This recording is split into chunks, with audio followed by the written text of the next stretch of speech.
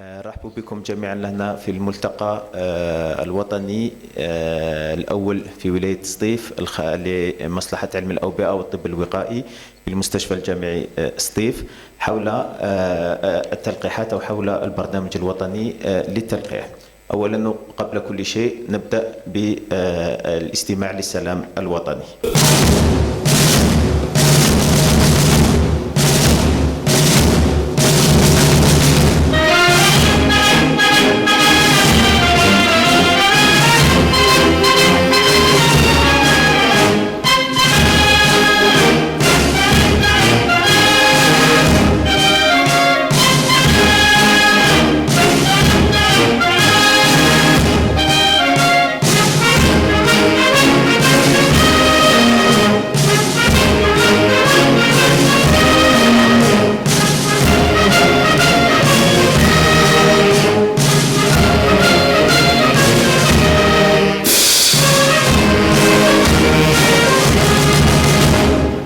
نرحب بضيوفنا الكرام في هذه الملتقى الأول للطب الوقائي الوطني الذي ينظم لأول مرة في ولاية سطيف. إن شاء الله اليوم راح يكون يوم نافع مليء بالتبادلات العلمية والتبادلات الثقافية وحتى التبادلات المعرفية. Monsieur le recteur, mes chers maîtres, chers professeurs, chers amis, Sana, c'est un réel plaisir de me retrouver parmi vous aujourd'hui. Je voudrais avant tout remercier les organisateurs de nous avoir associés à cette rencontre très importante pour nous, pour le ministère de la Santé.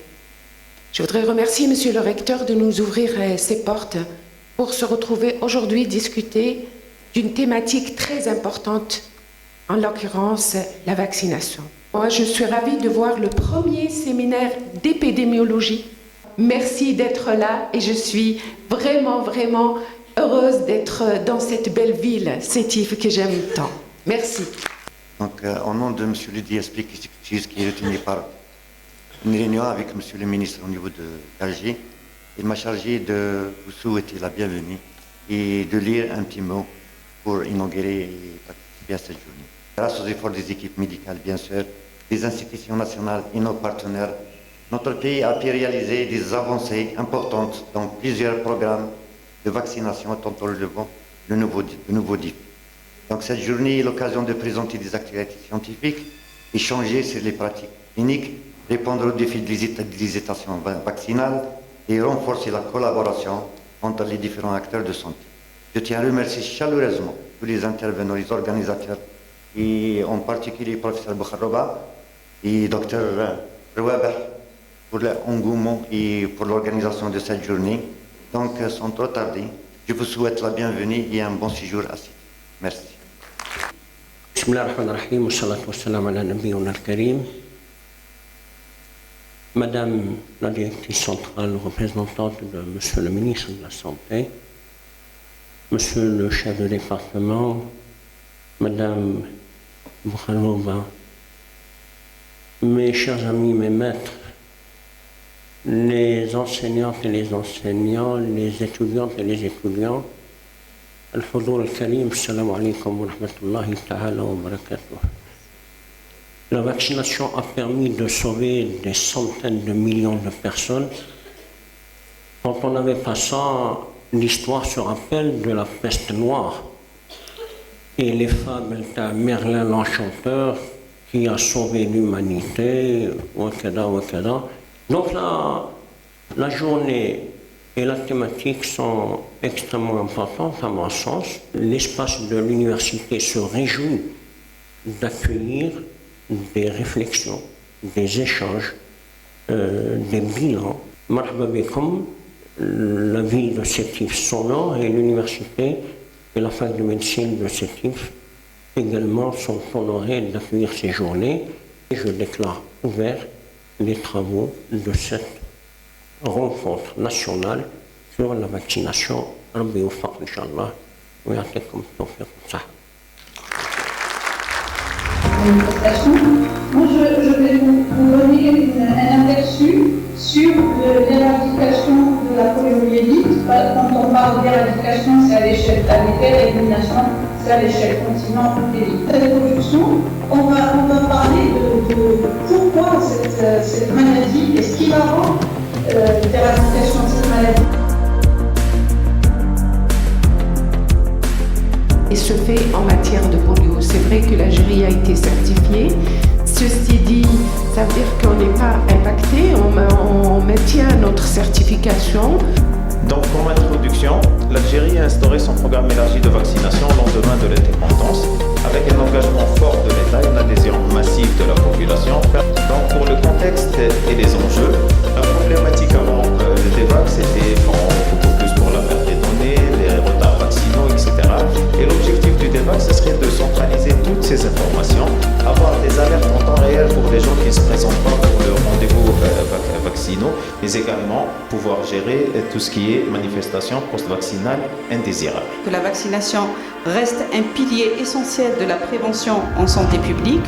Elle a permis de réduire fortement la mortalité et des maladies qui sévissaient jusque-là à l'état endémique. Cette étude s'était déroulée au cours du mois de novembre 2025. Donc, les résultats ont été décrits par rapport au profil socio-démographique, vaccination et grossesse. Donc je disais que c'est un enjeu de santé publique parce qu'il va contribuer à la baisse de la couverture vaccinale, la recrudescence de maladies non contrôlées comme la rougeole ou la coqueluche. Mais malheureusement, ce succès a rencontré aussi des résistances. Depuis 1985, ce qui a été rapporté par la littérature, une émeute en Montréal contre l'obligation de la vaccination.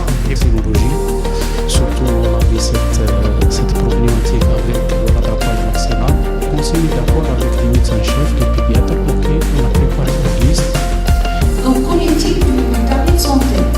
Parce que le carnet de santé, donc il accompagne la maman durant la grossesse. J'espère que par la suite, peut-être le dossier de vaccination, sans se faire ici au niveau du chef-lieu. Sinon, nous avons plus de clinique et tout ça. Entraver un programme national de santé pour lequel on prouvera qu'elle a eu un comportement anti-vax, elle sera poursuivie. Il y a différentes. C'est comme ça. Donc, agir sur les anti-vax par rapport à la population générale, c'est une paire de manches. Qui va véhiculer ce message de ne pas toucher le vaccin. Qui détermine de ce fait, de cette hésitation, des faits. Ultérieurement, il faut avoir formé les agents vaccinaux, donc psychologues dans ces centres-là par rapport que ce soit l'innovation que la profession. بالنظر حسب قانون الصحة كما قال الأستاذ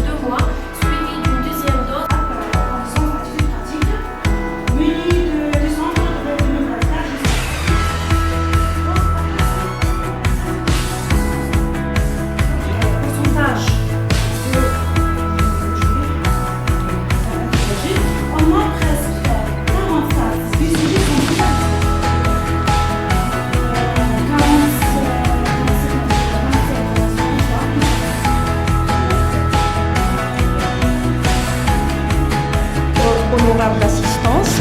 Donc, on va entamer la deuxième session. En introduction, vous le savez, le calendrier national depuis octobre 2023 comporte des vaccins combinés hexavalents. Donc, le taux de couverture vaccinale, c'est le meilleur indicateur pour un programme de vaccination. Il faut respecter quand même les doses entre les vaccins, que ce soit des doses de primo-vaccination ou des doses de rappel. Et entre le jaune et la rougeole, soit vous les faites le même jour, ce qui va être un peu compliqué parce que le ROR, vous le faites en PMI et l'autre dans un centre vaccinateur. De parler de vigilance, de parler spécialement de vaccinovigilance. Sur la définition de la vaccinovigilance, c'est toute la science qui s'occupe de détecter, d'évaluer, de comprendre et de prévenir ces événements et ses effets indésirables. Après avoir vu et constaté la vaccination sur différents aspects, bien sûr une forme de devoir moral, juridique et ou professionnel. Mais au sens juridique, la responsabilité.